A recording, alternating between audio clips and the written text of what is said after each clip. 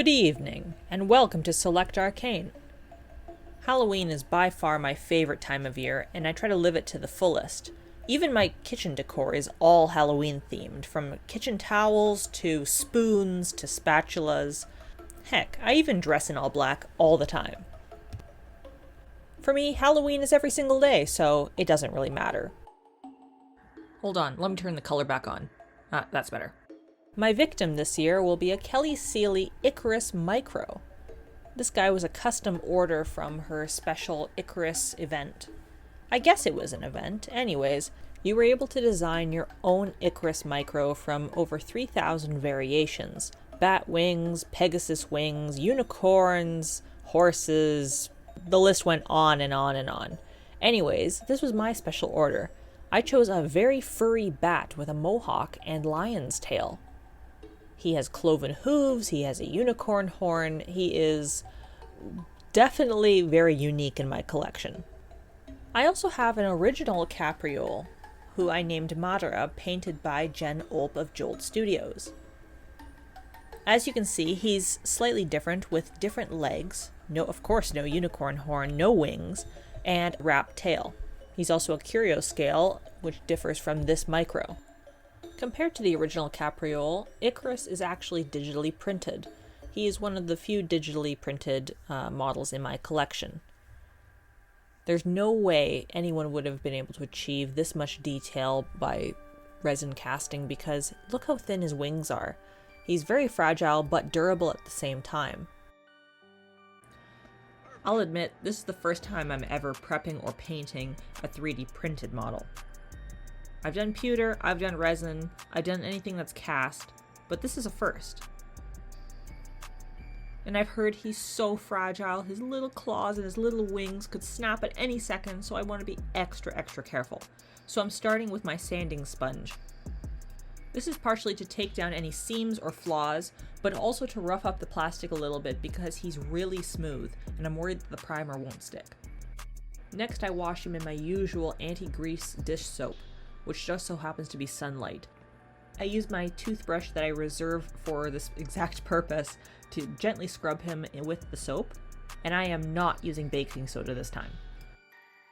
Leaving him to dry overnight so that he's completely dry, the next day I go and I attend to something that I really need to attend to, which is wrapping up his base. On one hand, I could just remove the base entirely and leave it to the side so that I can paint him, but honestly the base is so handy to hold and keep him drying upright. I wrap it up in painter's tape and I'm using a dog poop bag to cover up the cloud at the bottom.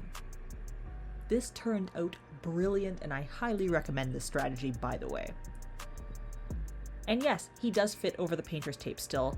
As always, I'm using Duplicolor Sandable Primer to prime him.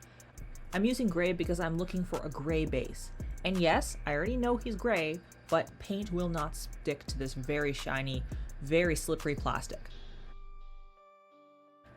When I ordered this print from Kelly Seeley, I had this idea in my mind as soon as I saw those bat wings. I love flying foxes. I think they are the cutest bat ever. I think they're amazing and huge and I just love them. So I really wanted to make this a flying fox style bat. And I really thought I would really like the Australian flying fox, but turns out the Indian flying fox is by far my favorite. So this is based after the Indian flying fox. It's the largest bat in India and one of the largest in the world. They're kind of considered vermin, but also they're sacred to the country, which is also really cool. For this pony, I'm using oil paints for the entire horse. I was actually going to use pigments, but I'm really worried that the constant layering will completely cover up those wings and you won't be able to see the light through them anymore. Laying down my colors, I'm using a lot of burnt umber and ochres to kind of try to blend it to that nice yellowy color. I start with burnt umbers and ochres to get that golden sheen, to get that yellowish part of the neck fluff of the bat. And since bats and horses definitely don't have the same anatomy, I had to take a few artistic liberties here. So here I'm actually taking the whole horse's body and going with that more golden color, and I'm going to focus on that grayish, brownish wing color for the actual wings itself.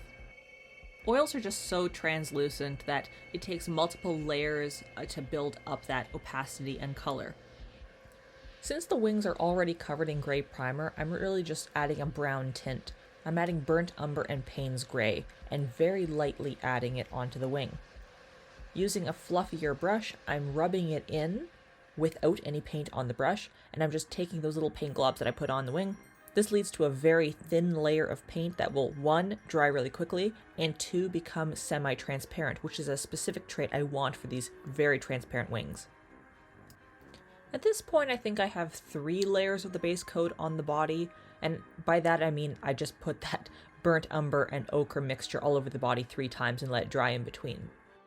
Oils take a very long time to dry, and it's very painstaking sometimes, but what is nice about it is that you can visit it in a few hours after you have a snack or something, and the paint is still wet so you can still work on it. At body layer 4, I'm starting to add some shading. That means more umber, more yellows. I'm actually throwing in some straight up yellow paint because I really want that golden color of the bat. But in a few cases I pushed it too far, and I just had to keep going back and color correcting. It was really painful actually, because it took weeks and weeks because I thought I messed up the color and then I tried to fix it and then I mess it up again. Oh my gosh, I can't even express how frustrating this got. And then there was the question of how I was going to lay down the colors to begin with. So when I went for the full base coverage, I just did one solid block of color and I thought, I'll just figure it out next time. But then I didn't. And it seems that every session I did something differently, where I wanted the main lighter, then I wanted the main darker. Anyways, you'll see at the end. The wings were another point of contention. While I had about 6 layers on the body, this was about my 3rd layer on the wings, because as I mentioned before, I wanted them more transparent. So after I had that 3rd base layer, I started blocking in the shading and the highlights. But bat wings aren't as shiny as I thought they would be, so I had to finesse my way through it a little bit, where on the arms tucked into the wing skin, I don't even know what to call it. I try to make it more highlighted, and in the hands more highlighted, but then on the pillowy ridges of the wing I tried to also highlight that, and then all the creases I tried to shade. I hope I got my point across on that one. Wow. For these layers I'm only using burnt umber, black, and white. No more Payne's gray because it kind of gives a more bluish tint to it. Actually, for the highlights and shading, they're exactly the same colors. I'm just using different levels of white to achieve lighter or darker values. Of course, I should definitely mention that after I go in with those little blobs of color, I go in with my dry, fluffy brush to blend everything together. Here's where I started making more mistakes. I started adding more yellows, more ochres, and the thing with yellow and ochre is that they are some of the most transparent oil colors, which means that they kind of smear around on your base coat if you're not careful, which is definitely what happened here. So then I tried to color correct with some whites and more umbers, and my entire purpose of this was to kind of build up more contrast, and it just did not go according to plan. And then I got the bright idea that it might be cool to add almost like a highlighter, frosted tip flame effect on the feathering. I don't know why I started adding like more yellow ochre to the ends of the feathers as though they had gone to a 90s salon. I don't know what happened here, but yeah.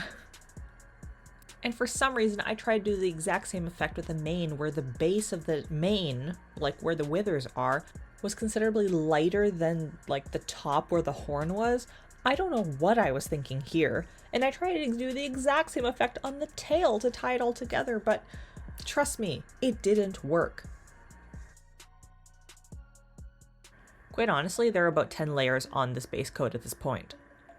I kept waffling between red and yellow as the base, and I just really couldn't decide. And even though I was staring at bats for hours, and I saw that they had that golden sheen to them, and I knew I wanted to have that golden Pearlex powder on this horse, it just didn't feel like the proper base coat.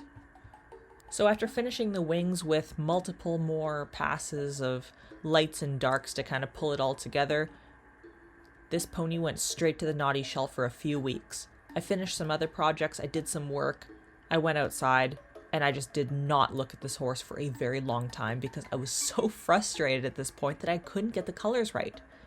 I'm not a decorator artist, so it's very frustrating when I can't get it correct. And of course there is no correct because bad horses don't exist. At this point, I was very concerned I would not get this video before Halloween. But as it turned out, as soon as I got enough courage to take him back off the shelf, I looked at him and I thought, he's not that bad. So I started chipping away and working on him with fresh eyes. I went in with more oranges, more reds. At this point I was using cadmium orange and permanent red to kind of get that pop of color that I was looking so desperately for.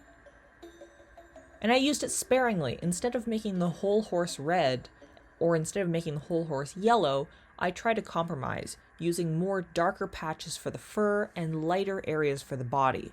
Still keeping the gradients, I'll go with that for now, but it was turning out much better than what I originally thought a few weeks prior. And of course, I just had to go over the base one more time because I couldn't help myself apparently.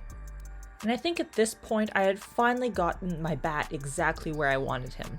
Though, to me he kind of looked more like a Japanese Kirin, but hey, I'll go with it. And finally, after sitting on the shelf for just another week, he finally got his first sealant of Dullcote.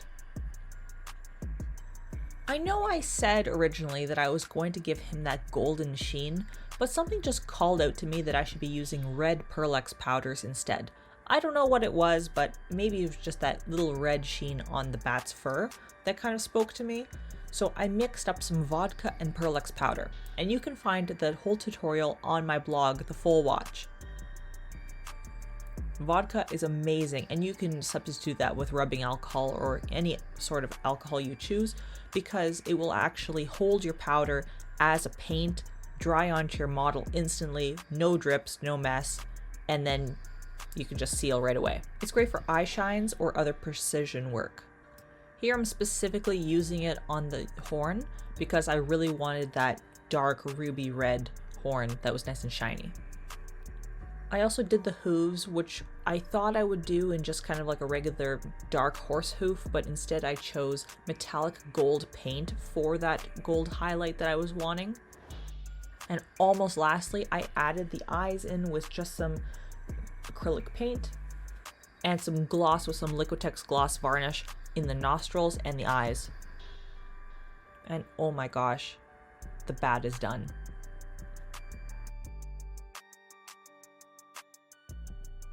My footage tells me that this project took me approximately 6.5 hours, but honestly, to me, it felt like weeks.